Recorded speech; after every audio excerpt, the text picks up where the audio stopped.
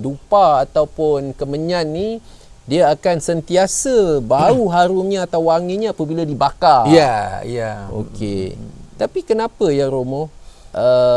Banyak spiritual memerlukan wangi-wangi dupa ke bunga ke. Kalau enggak ada wanginya, apa spiritualnya tidak mampan ke? Ya. Setiap aroma wangi tadi, ya aroma wangi atau harum ya di dalam dupa ataupun bunga, ini kan bebauan tadi ini kan mampu masuk ke pori-pori manusia. Ya. Berbeda dengan air itu nggak mampu masuk ke pori-pori manusia. Ya. Nah, asap tadi atau bunga tadi, bau tadi, ini mampu masuk ke pori-pori manusia dan akan mempengaruhi saraf manusia itu kendor. Relax. Nah, ketika kita relax, nah, otomatis kita bisa lebih fokus, bisa mensinergikan antara energi di dalam tubuh kita dengan energi semesta.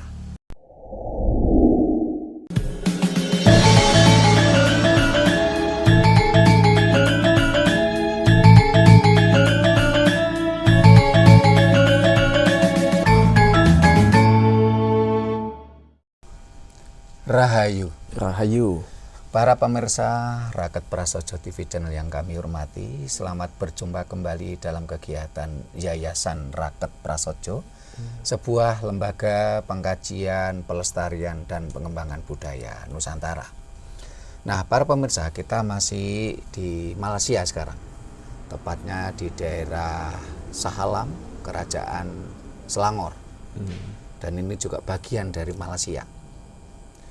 Kita diundang salah satu anggota kita yang juga merupakan diaspora Jawa. Jadi dulu simbah buyutnya itu orang Jawa yang tinggal di Malaysia.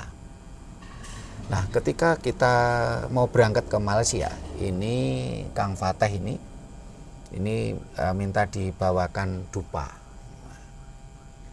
Nah, setelah itu ketika kita membawa dupa di bandara, ketika di bandara Juanda Surabaya, nggak ada pertanyaan.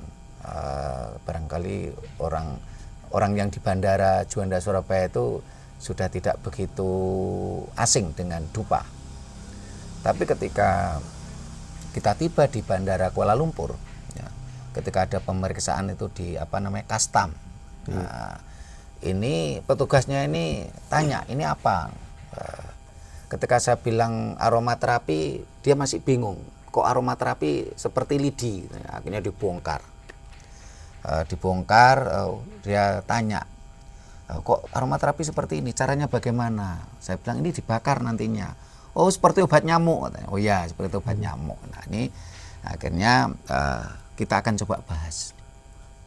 Apa saja yang ingin Kang Fateh ketahui tentang dupa, termasuk kenapa orang Jawa dulu kalau sembahyang itu pasti pakai dupa. Nah, ini supaya lebih gayeng ini, ayo kita ngobrol dengan Kang Fateh apa saja yang Kang Fateh ingin tahu soal dupa terkait dengan budaya Jawa. Pemirsa, silakan simak dan silakan kondo takon, karena channel kita bukan bersifat menggurui atau tanya jawab, tapi kondo takon, sharing. Nah, selamat siang Kang Fateh. Rahayu Romo.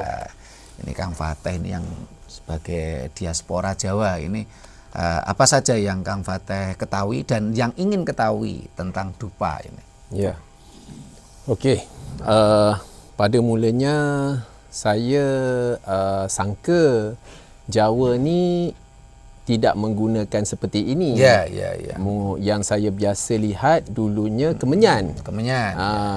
Jadi bila dupa ni saya agak terkeliru sikit. Ya.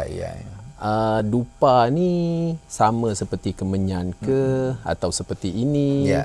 Okey, kerana saya punya ayah angkat saya dulu pagi-pagi, kadang-kadang malam memang biasa bakar kemenyan. Bakar kemenyannya tak ada apa-apa spiritual.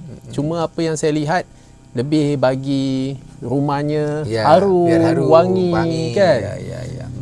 Jadi persoalan saya, kalau di Malaysia ni, yang ni namanya tak salah saya colok. Colok. Namanya colok. Ya. Jadi di Indonesia apa disebut nama ni? Dupa. Dupa. Ya. Okey. Ya. Jadi persoalan saya ni, dupa ni digunakan dari kalangan orang Jawa dulu kala. Lebih ramai yang menggunakan seperti ini ataupun seperti kemenyan? Ya, okay. Gini Kang Fatay ya. Jadi saya jadi tahu akhirnya kenapa kemarin di petugas airport ini ketika tas koper saya itu masuk kena sinar X-ray, kan ada nampak sesuatu yang barangkali curiga gitu ya. Tapi ketika saya beritahu dupa, dia nggak paham. Karena memang ternyata bahasa Malaysianya itu colok. Gitu. Colok. Betul. Akhirnya saya tahu ya dibongkar oleh petugas, ya nggak apa-apa kan. Ini bukan kriminal, ini bukan sesuatu namanya barang yang salah, cuman biasa namanya petugas kan harus curiga, harus waspada. Saya nggak ada masalah. Nah setelah dibuka, oh ini aromaterapi, masih bingung juga. Ini cara bakarnya, ini cara menggunakannya bagaimana? Saya bilang saya bakar. Dia bilang mirip obat nyamuk katanya. Nah bagaimana tentang orang Jawa dulu? Orang Jawa dulu itu ketika dia bersembayang itu memang pakai dupa. Dupa itu bahasa Jawa kuno. Kemenyan ini adalah salah satu aroma dupa. Sehingga ketika kita bicara dupa, ya bisa kemenyan, bisa gaharu, bisa cendana, bisa melati, bisa mawar, bisa bunga kenanga. Hanya bunga saja pun bisa juga jadi dupa. Bukan seperti ini perlu dibakar. Bukan. Juga bisa ini kulitnya manggis. Kulit manggis. Kulitnya buah yang bulat yang ada getahnya itu itu juga bisa duku. Duku langsat itu juga bisa jadi dupa. Wangi ya? Wangi. Perlu dibakar ataupun perlu dibakar? Betul. Jadi kalau zaman dahulu seperti kulitnya manggis, kulitnya langsat, kulitnya duku, ini dijemur sampai kering terus ditumbuk. Nah orang dulu kalau menggunakan dupa ini pakai angklo, pembakar dupa. Angklo namanya. Perapen. Ya, seperti tungku. Tungku. Ada arangnya. Arangnya membara. Terus itu ditaburi itu kemenyan. Kemenyannya kadangkala berbentuk batu, begini, tapi ada juga yang berbentuk tabur. Nah, ditaburkan di situ sambil bersembayang atau untuk aromaterapi. Jadi yang namanya pembakaran dupa itu tidak harus untuk sembahyang sebenarnya. Bisa untuk aromaterapi, bisa untuk semok disinfektan, bisa untuk penyembuhan. Penyembuhan apa? Penyakit? Penyakit jadi apa? Dupa ini bisa untuk menyembuhkan berbagai macam penyakit. Salah satunya adalah kanker serviks, kanker mulut rahim. Kanker mulut. Kanker mulut rahim. Terus bisa untuk kanker payudara. Kenapa kok dupa bisa untuk menyembuhkan? Karena dupa ini memiliki kelebihan dibandingkan air. Nah, air kalau kita taruhlah gini pakai air tuh enggak jatuh. Enggak bisa masuk ke pori-pori kita. Betul. Tapi kalau asap, nebul ini bisa masuk. Sehingga masuk itulah pori-pori kulit kita ya. Masuk ke pori-pori, sehingga itulah kenapa asap dupa ini bisa untuk menyembuhkan menyerang sel-sel kanker. Sel kanker. Untuk kanker kanker mulut rahim, kanker serviks maupun payudara dan penyakit-penyakit lainnya. Jadi orang dulu biasanya pakai perapen, pakai areng membara terus ditaburi. Entah itu kemenyan yang sudah dibuat bubuk atau tadi saya bilang kulitnya langsap, kulitnya duku, kulitnya manggis itu dikeringkan, ditumbuk. Nah, cuman kalau dengan cara itu untuk saat ini ada beberapa kendala. Ada kendala. Kendalanya apa? Kadangkala kita kesulitan mencari perapen, kita kesulitan mencari arang, apalagi di kota, ya, atau umpamanya kita melakukan perjalanan. Nah, sebenarnya ini bukan budaya Jawa, bentuknya ini. Oh. Kalau dupanya Jawa ada. Ya. Bentuknya ini bukan budaya Jawa, bentuknya ini. Ini adalah budaya Cina. Betul, sama seperti sini. Ya. Cina dan Hindu. Ya. Tapi kebanyakan rata-rata Cina. Ya, ini adalah budaya Cina. Namanya Hiyo. Hiyo. Ya, namanya Hiyo. Nah, orang Jawa melihat ini bisa praktis. Sehingga diambil nilai positifnya. Yang namanya budaya itu kan dinamis. Iya. Tidak harus kaku. Iya. Yang penting kan esensinya sama. Karena ketika bicara dupa, ini saya lihat dari berbagai budaya dunia ini sama, punya. Sebagai contoh Timur Tengah. Ini juga punya dupa, ya. Namanya buhur. Buhur. Caranya sama, dibakar. Oh, Arab. Di Timur Tengah itu Ya, namanya Timur buhur. Tengah. Buhur. Di Arab ini mirip dengan kita. Iya. Pakai perapen juga. Iya, betul. Pakai perapen, ditabur. Ya. Jadi kalau leluhur kita dulu itu kan kalau sembahyang pakai dupa itu ya pakai perapen, arang yang membara, terus dupanya itu kan dihancurkan atau kadang-kadang berbentuk batu segini ditaruh di atas bara tadi. Posisi apinya tidak menyala, jadi bara. Entah itu dupa, entah itu kulit langsap, kulit duku, kulit manggis atau bunga dikeringkan, ditumbuk, terus ditabur. Nah, ini untuk sembahyang. Ya. Nah, kalau di Eropa ini namanya cenayang. Cenayang. Ini sama, ini penggunaannya mirip dupa kita juga. Cuman cenayang itu saya lihat caranya itu seperti berbentuk batu terus digosok, akhirnya keluar asap. Kalau tidak tahu kalau yang perkembangan sekarang saya nggak tahu. Saya pernah lihat di sebuah video itu cenayang itu digosok keluar asap gitu loh. Nah kalau di Cina ya memang seperti ini. Seperti ini namanya hiu. Kalau menurut saya penggunaan dupa itu seluruh dunia ada, cuman sesuai dengan teritorial. Nah di Cina model seperti ini karena Cina itu kan mengenal 4 musim. Iya. Kalau ini kan lebih praktis karena mengenal 4 musim. Kalau Cina nanti seperti kita dibakar pakai perapen, kalau pas musim dingin kesulitan. Tapi saya lihat budaya Cina juga ada yang dupanya mirip kita, yang dibakar juga ada. Barangkali kalau pas musim panas. Kalau di Eropa kan pakai batu digosok keluar asap. Di Timur Tengah Arab sama karena posisi matahari kan tiap hari ada, jadi dibakar gampang. Nah kalau orang dulu kalau bersembahyang itu pakai dupa dengan berbagai macam aroma, dan dupa bisa untuk pengobatan. Nah kalau untuk penggunaannya ini kalau zaman dulu itu saya masih ingat masa kecil saya belum mengenal seperti ini Kang Fateh. Masa kecil saya. Ini baru lah. Baru ya. Masih baru. Baru saja. Kira-kira baru mulai viral di Indonesia itu ya kisaran berapa ya? 20-30 tahun terakhir ini kalau nggak salah. Belum lama. Ya, dulunya tetap pakai perapen. Dulunya mungkin seperti kemenyan? Ya, pakai perapen. Perapen namanya ya. Alat untuk untuk bakar kemenyan tadi. Perapen. Faham. Jadi kalau yang ni di Malaysia ni sama seperti Cina. Yang dinamakan colok. Colok, ya. Ini bahasa Cinanya hiu. Hiu ya.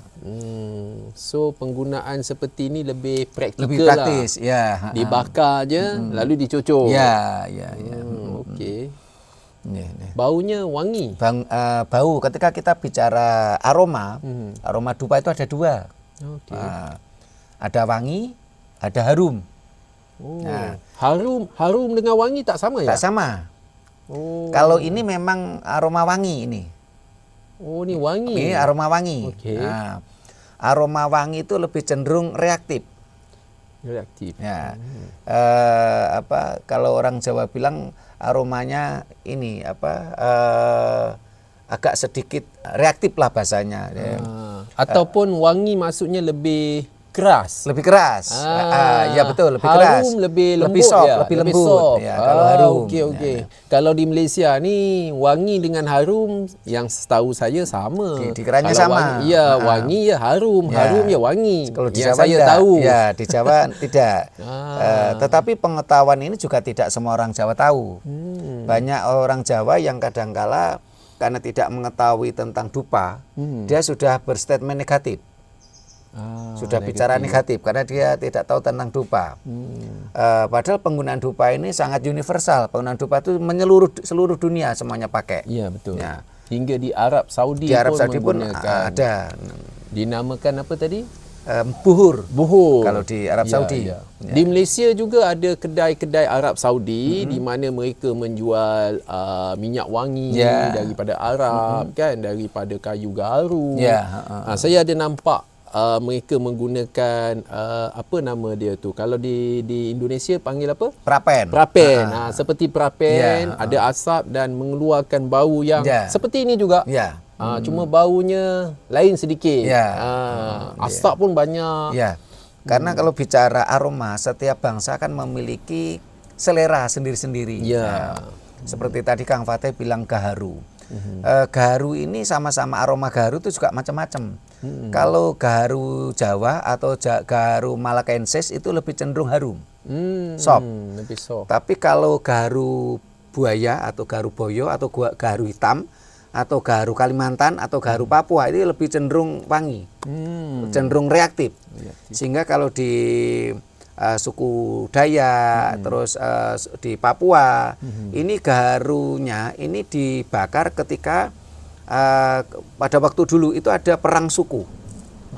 Karena gaharu Kalimantan, gaharu Papua, gaharu hitam, warnanya hitam kulitnya gaharu kayunya gaharu tadi. Ini untuk memotivasi semangat prajurit, untuk memacu semangatnya yang berperang tadi. Dengan baunya saja boleh memberi semangat. Memberi semangat. Tidak takut mati, tidak takut terluka. Lain macam ya. Okey.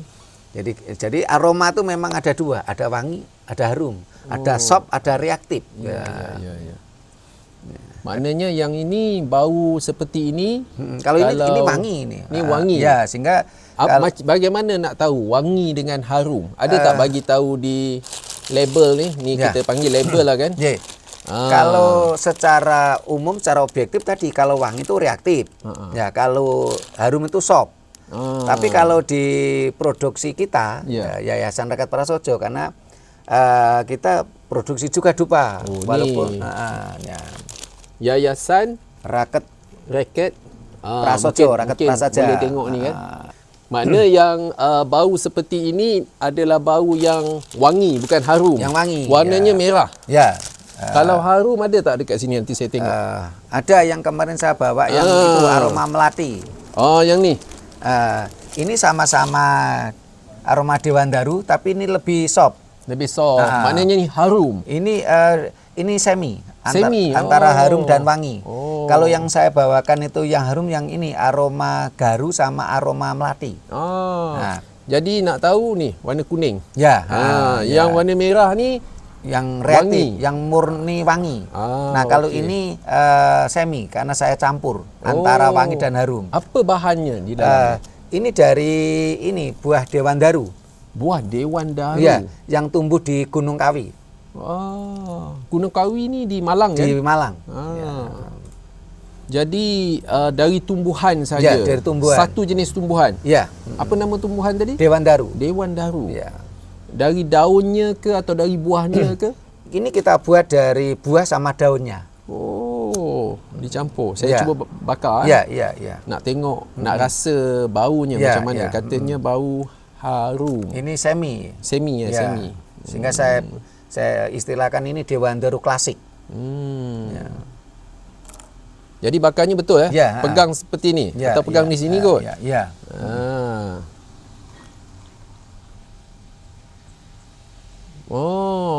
Beda kan sama ini. Cuma ni bakar satu, jadi bau ni lebih kuat daripada satu ni. Cuma baunya memang ada perbezaan. Ada perbedaan. Lembut sikit lebih baunya. lembut sikit ya. Okey. Kalau apalagi nanti Kang Fateh ini bakar yang melati, lebih soft lagi. Lebih soft lagi. Ya. Makna ada berapa apa ni panggil dupa ya? Ya. Ada berapa dupa Romo buat? Untuk produksi Yayasan Rekat Prasojo ada 14 aroma. 14. Ya. Oh, ini baru 2. Ya. Ada lagi 12 lagi. Ya. Yang saya bawa ke Kang Fateh kemarin tuh ada 4 aroma. Dewan Daru ini yang kaki merah. Terus ini Dewan Daru klasik ya. Terus ada lagi saya bawakan melati. Melati biasa. Melati itu dari bunga melati. Dari bunga melati. Wah. Terus ada melati tumpuk. Melati tumpuk. Iya. Oh, tak pernah dengar. Melati tumpuk. Melati tumpuk itu orang Jawa bilang bunga menur. Nah, terus saya bawakan juga gaharu. Jadi kayu gaharu. Iya. Kalau gaharu dari kayu. Mahal tu kayunya tu. Ya. Relatif orang bilang mahal. Okey. Nah, apalagi yang diingin ketahui Kang Fateh? Pertanyaan saya bahan dupa ni, bahan-bahan yang Romo gunakan, ada tak menggunakan bahan kimia? Tidak, kita tajuk kita memang dupa herbal. Okey, maknanya tiada kimia buatan. Ya, tidak ada kimia yang buatan. saya faham kimia ni ada dua. Satu kimia semula jadi. Ya, kimia alami. Kimia alami, betul. Satu lagi kimia buatan manusia supaya pada dupa ni mungkin boleh diletakkan untuk baunya lebih kuat, lebih lama kan. Jadi Romo tidak menggunakan apa-apa bentuk kimia buatan. Tidak menggunakan. Oh, macam ni bagus. Ya, terutama yang aroma kayak melati, mawar, gaharu itu kita tidak menggunakan.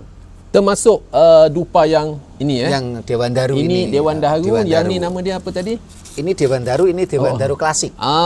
Yang ni yang wangi, yang ni yang harum. Yang semi harum. Ya. Dewan Gaharu, yang ni pun Dewan Daru klasik. Dewan Gaharu klasik. Ya. Okey. Jadi untuk anda nak tahu, penonton semua, kedua dupa yang ada ni memang tiada penggunaan bahan kimia. Jadi bila kita bakar, kita bau, tiadalah kesan-kesan sampingan yang tak baik. Ya, sehingga tadi ketika asap banyak, tadi kan kita ya nyaman-nyaman saja, enggak merasa terganggu. Tak rasa terganggu. Kalau ada bahan kimia tu, bila kita hidu, kita sakit hidung, sakit mata, malah sakit mata. Yang ni tak ada. Okey. Kalau begini, saya rasa tak ada masalah lah kalau saya nak guna hari-hari pun. Cuma peliknya, walaupun tak ada bahan kimia, tapi baunya agak kuat. Ya, kalau yang ini. Ya, kalau bau ini agak lembut. Betul. Lembut pun, tapi bau yang lembut ni dia agak macam mana nak kata dia tahan baunya. Oh, tahan. Oh ya. Baunya tahan. Jadi tahan tak lama. Tahan lama. Tahan lama. Jadi baunya pun konsisten. Ya, betul. Itu yang saya fikir mungkin ada bahan-bahan kimia. Jadi bila Romo kata tak ada, baguslah. So pada saya, kalau dupa ni boleh digunakan untuk pewangi di rumah. Ya, bisa untuk aromaterapi. Ya, aromaterapi. Supaya lebih soft jiwa perasaan kita lebih lembut, lebih damai gitu ya. Seperti orang lain menggunakan pewangi rumah yang disebut air freshener. Betul. Yang tu ada bahan kimia, Romo. Kalau seperti ini tiada lagi baik. Jadi selain dari itu, saya cuma nak tahulah. Kenapa banyak spiritual spiritual yang dilakukan oleh di Malaysia pun sama, orang-orang lama kan, ataupun di Jawa, di Indonesia sana, pasti menggunakan dupa seperti kemenyan ataupun seperti ini. Apa maksudnya harus menggunakan dupa? Sebenarnya kalau di dalam tradisi Jawa atau budaya Jawa atau ajaran Jawa, ketika sembahyang itu tidak harus memakai dupa sebenarnya, tetapi memakai bau harum. Bau wangian harum. Asalkan bau wangi, asalkan harum baunya. Sehingga biasanya harumnya tadi kalau zaman dulu itu kan pakai bunga. Ada ketika kita ritual ada bunga telon, ada bunga setaman. bunga yang wangi lah. Ya. Bunga setaman ni satu kuntum bunga ataupun pelbagai banyak jenis bunga. Pelbagai. Ya. Mungkin ada bunga melati, Betul. bunga cempaka, Ya, bunga jadi, kenanga, campur semua. Ya. Kalau bunga telon ini kan namanya telon tuh 3. Telon, telu, 3. Okey. Biasanya ada mawar merah, kenongo, melati. Ya. Atau mawar merah, kantil, melati. Pokoknya 3. Asalkan wangi dan 3. Ya. Baik. Ini adalah energi positif, negatif, dan itu untuk penetralisir. Apa? Untuk menetralisir. Saya tak faham bahasa itu. Untuk menyelaraskan. Untuk mengharmoni, supaya harmoni. Energi alam di sekitarnya. Energi alam. Ya. Okay. Nah, kalau bunga setaman, ya dari kata setaman, satu taman. Jadi bunga setaman itu banyak ragam. Ya, banyak bunganya yang satu taman tadi. Nah, biasanya ketika kita ritual, yang bunga setaman itu setelah ritual, ya, ini untuk mandi. Untuk membersihkan jiwa raga kita. Ya, untuk mandi. Sehingga orang dulu itu kalau mandi nggak pakai sabun. Ya, pakai bunga supaya baunya harum dan lama gitu loh. Jadi bunga harum, bau harum yang lama itu belum tentu pakai kimia. Ya, kena aroma bunga tadi akan masuk dalam kulit. Betul. Kita punya pori-pori ya. Okey. Nah, biasanya selain bunga juga pakai kemenyanjang tabur tadi. Lihat ritualnya di mana, maksudnya apa, tujuannya bagaimana. Nah, ini yang membedakan. Sehingga tidak harus memakai dupa. Ya, oke. Cuman kalau saat ini lebih praktis ya, kadang-kadang kita pakai dupa. Kadang sebagai contoh gini, saya mau ritual keliling Sumatera kayak kejadian tahun kemarin. Ya, kalau saya bawa bunga kan kesulitan. Oh iya. Nah, kan bunganya layu. Iya, bunganya layu. Apalagi perjalanan jauh gitu loh. Dari Malang, saya tujuan pertama kemarin itu kan ke Aceh, perbatasan Aceh. Oh, jauh tuh. Nah, akhirnya kita pakai dupa. Waktu itu ada beberapa jenis dupa yang kita bawa. Ada dupa wangi, ada dupa harum yang kita bawa waktu bersama rombongan. Untuk mempermudah gitu, mempermudahkan, lebih praktikal. Kalau bawa bunganya kalau dah kering, dah tak ada bau harumnya lagi. Jadi kaedah dupa ataupun kemenyan ni dia akan sentiasa bau harumnya atau wanginya apabila dibakar. Okey. Tapi kenapa ya Romo? Banyak spiritual memerlukan wangi-wangi dupa ke bunga ke. Kalau enggak ada wanginya, apa spiritualnya tidak mampan ke? Setiap aroma wangi tadi, ya aroma wangi atau harum ya di dalam dupa ataupun bunga, ini kan bebauan tadi ini kan mampu masuk ke pori-pori manusia. Berbeda dengan air itu nggak mampu masuk pori-pori manusia. Nah, asap tadi atau bunga tadi, bau tadi, ini mampu masuk ke pori-pori manusia dan akan mempengaruhi saraf manusia itu kendor, rileks. Nah, ketika kita rileks, nah, otomatis kita bisa lebih fokus, bisa mensinergikan antara energi di dalam tubuh kita dengan energi semesta. Apabila kita rasa nyaman, kita rasa rileks, ya. Saraf-saraf kita itu tidak tegang, ya. Otomatis kita bisa bersinergi, selaras, harmoni antara energi dalam tubuh kita dengan energi semesta, sehingga kita akan bisa mendapatkan petunjuk alam.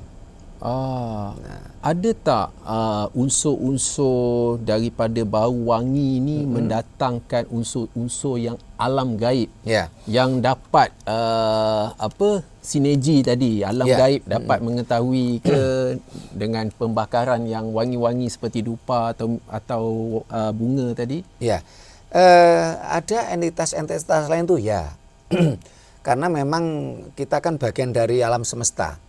Nah, entitas-entitas lain dalam alam semesta tadi kan memiliki kesukaan masing-masing, sehingga sebagai contoh ya, ketika kita bicara lalat, tentu dia akan lebih suka ke bau-bauan yang kekotoran, Makanan. Lalat tak semestinya kotor kan? Kadang kalau saya belikan bawa balik rumah pun lalat datang. Kadang-kadang bau yang menyengat. Ya, kuih pun tak kotor, lalat datang. Lalat, iya. Bau makanan bau lah, makanan, lalat suka. Bau. Jadi ini kan mendatangkan entitas. Iya. Lalat ada yang bau kotor, ada yang bau makanan, pokoknya bau apapun ini akan mendatangkan energi lain, entitas lain. Bau harum juga akan mendatangkan. Termasuk bau harum. Okey.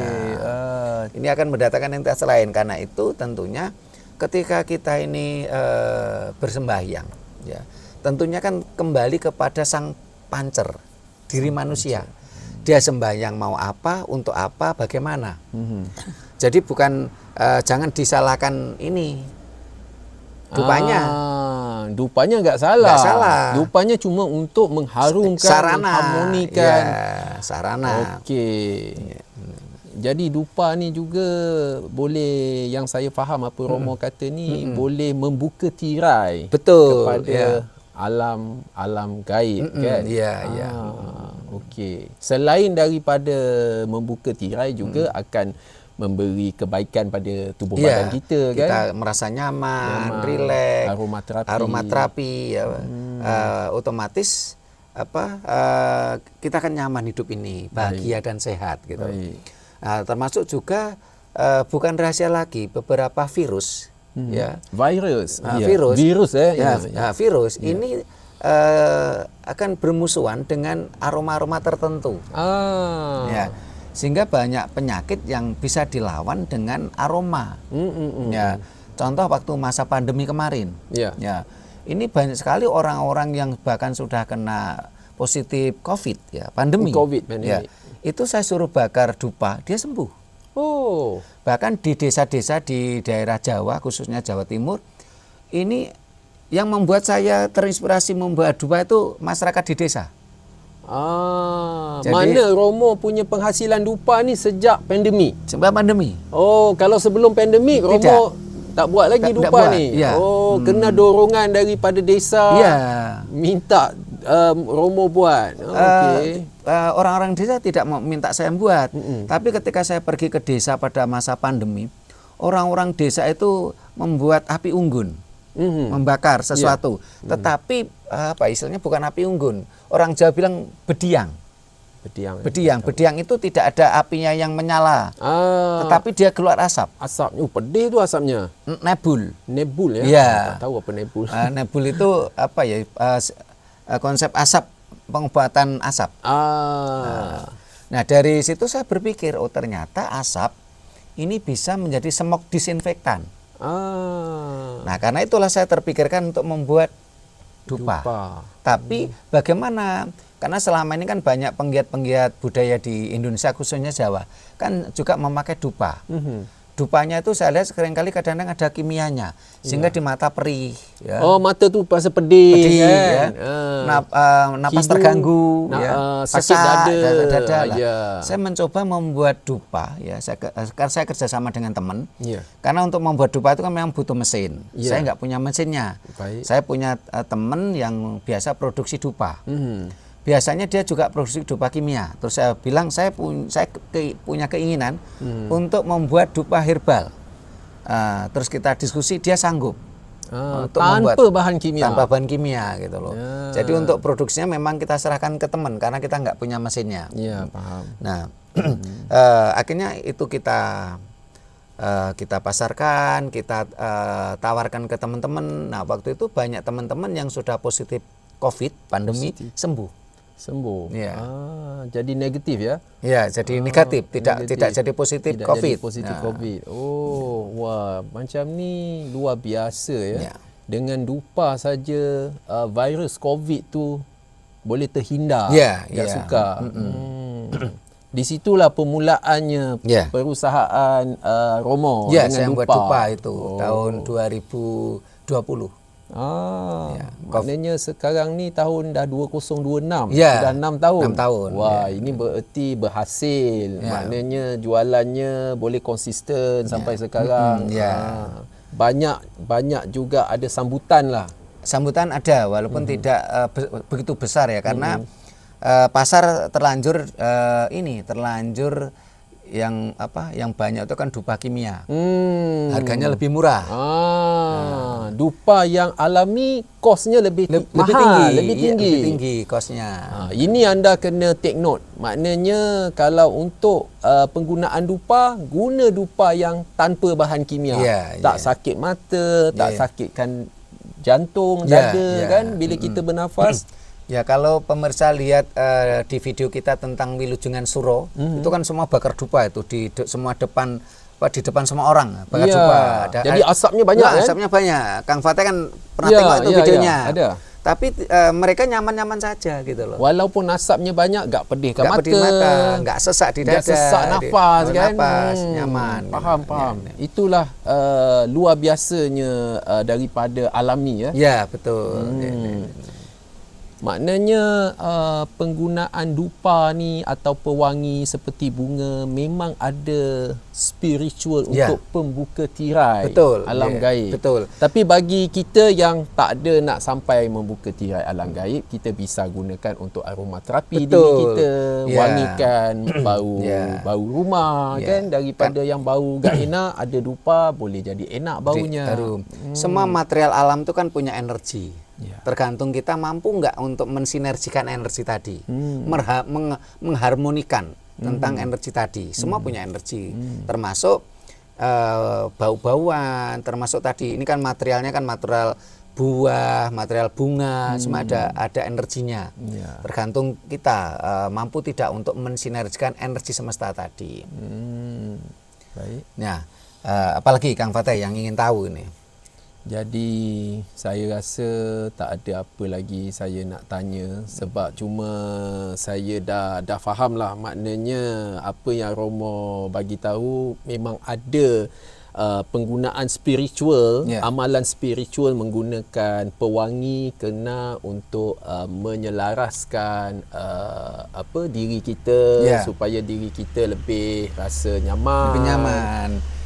Sekarang kalau kita ini bersembahyang, apapun agama kita, kira-kira kalau bau busuk itu bisa enggak kita sembahyang? Oh ya, enggak bisa gitu. Sebab tu dalam Islam membolehkan memberi sunah kepada yang baukan wangi-wangi pada tubuh badan kan, guna minyak atam.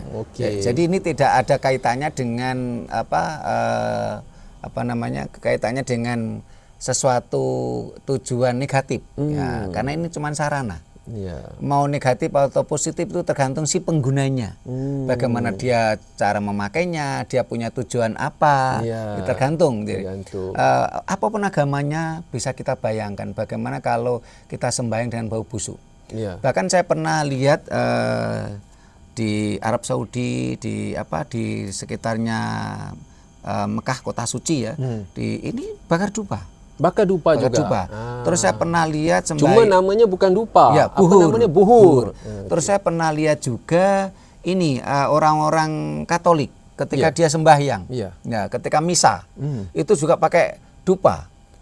Biasanya ini pakai semacam ini perapian gini. Terus ini keluar asapnya gitu. Wah, ini saya lihat banyak itu videonya. Dibakar juga. Baranya. Mirip-mirip kita. Mereka tidak pakai ini, tapi ini perapiannya gini terus ada tangkai atau cangkingan kalau bahasa Jawanya, diangkat gini, dia keluar asap. Asalkan bau wangi yang baru diperlukan. Asapnya banyak yang meminta dari para jemaat, itu saya lihat.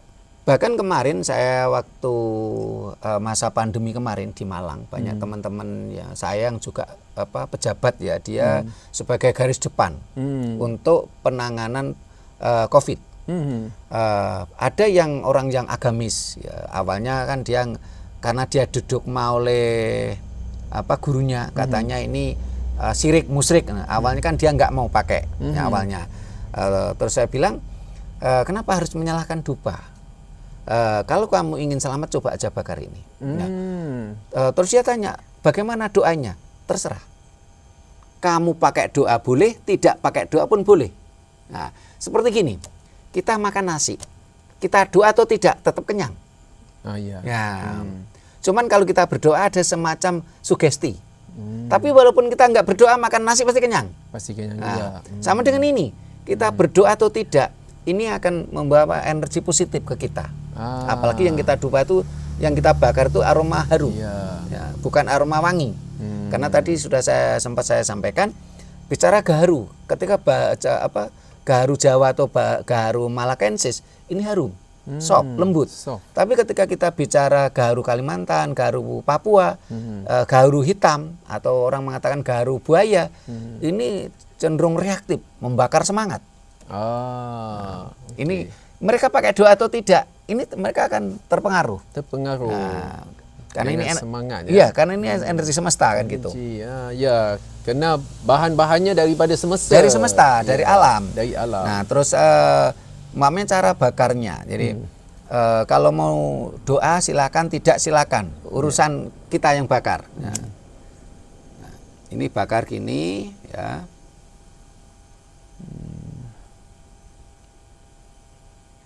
Dibakar begini. Ini jangan ditiup. Oh, jangan ditiup. Jangan ditiup. Kenapa tak boleh ditiup? Ya.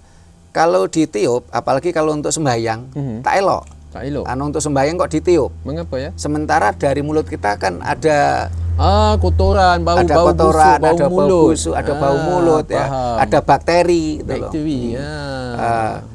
Oke.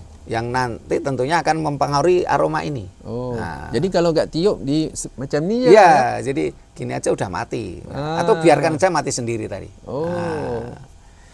Terus doanya silakan doa dengan bahasa ibu.